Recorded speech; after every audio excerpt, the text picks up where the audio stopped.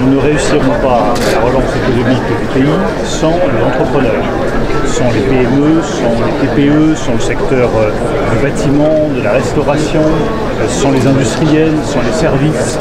Donc nous avons besoin de tout le monde et nous avons besoin que les entreprises s'engagent totalement dans le redressement économique de la nation. Elles l'ont fait depuis le premier jour et j'ai tenu à les remercier parce que si les grands distributeurs n'avaient pas été là, je pense que nous aurions eu des pénuries alimentaires pendant la crise. Nous n'en avons pas eu. Les banques ont répondu présent pour fournir de la trésorerie aux entreprises. Donc chacun a joué le jeu. Et dans la première période de crise, celle qui a été la plus dure, celle des 6 mois passés, où nous sommes engagés totalement, les entreprises ont répondu présent avec le soutien complet, total, maximal de l'État. Nous allons continuer de la même manière. Il faut que le plan de relance réussisse. C'est-à-dire qu'il crée des emplois pour les Français, qu'il accélère les relocalisations industrielles qui sont indispensables et qui nous permettent d'ici 2 ans de retrouver le même niveau de développement économique qu'avant la crise. Il faut que les entreprises s'engagent totalement. Elles sont prêtes à le faire, tant mieux. Quelle est votre prévision de croissance pour l'année? Vous êtes un peu moins pessimiste que les moins 11% prévus. Je constate que nous avons eu au mois de mai et au mois de juin un rebond de la consommation. Rebond qui a été largement favorisé par les mesures du gouvernement. Nous avons mis beaucoup d'argent sur le chômage partiel. Nous avons évité des centaines de milliers de licenciements grâce au chômage partiel et nous avons mis en place le dispositif le plus généreux en Europe à la demande du président de la République. Ça a aidé évidemment à la relance de la consommation. Nous avons fait des soutiens sectoriels, je pense par exemple à ce que nous avons fait sur l'automobile avec une prime à la conversion très généreuse, un soutien aux véhicules électriques qui ont très bien marché. Donc nous avons eu effectivement une amélioration. Je crois que cette amélioration doit nous permettre, d'ici la fin de l'année 2020, d'avoir une récession inférieure à 11%. Je préciserai le chiffre au moment de la présentation du projet de loi de finances, mais je reste prudent pour 2 raisons. La première, c'est que vous avez des incertitudes internationales qui sont considérables. Vous avez le Brexit, personne ne sait comment va se passer le Brexit et la Grande-Bretagne est un partenaire important pour la France du point de vue économique.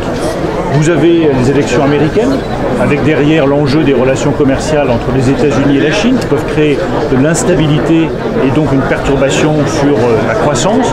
Tout ça crée beaucoup d'incertitudes auxquelles s'ajoutent évidemment les incertitudes sur le virus et les incertitudes sanitaires.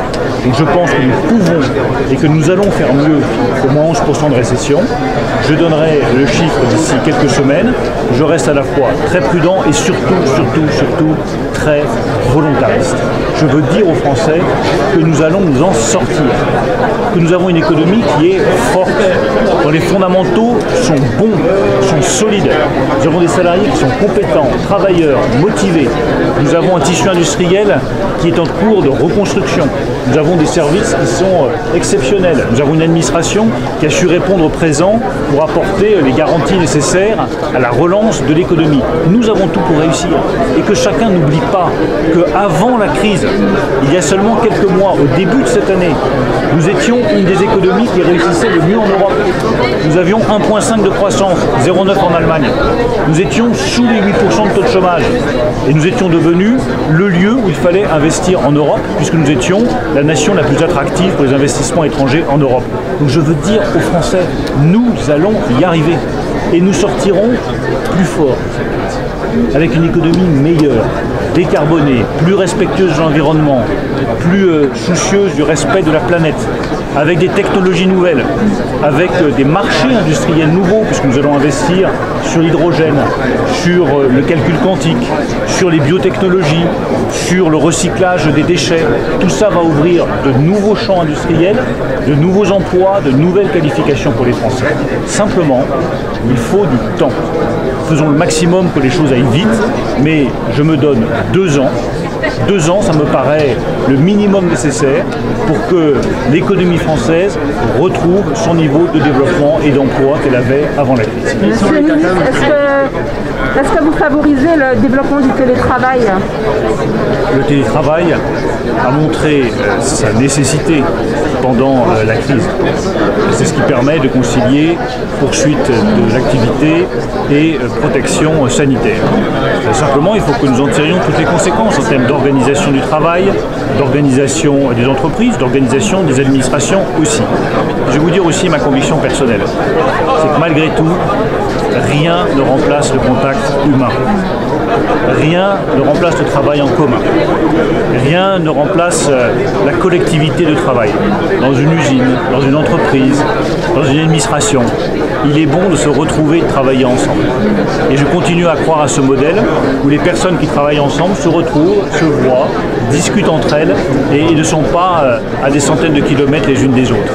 Le télétravail est une nécessité parfois, il peut être un atout dans certaines situations. N'oublions pas que nous sommes une communauté humaine qui a besoin de se retrouver et que la communauté de travail est aussi une communauté humaine. Les impôts de production, c'est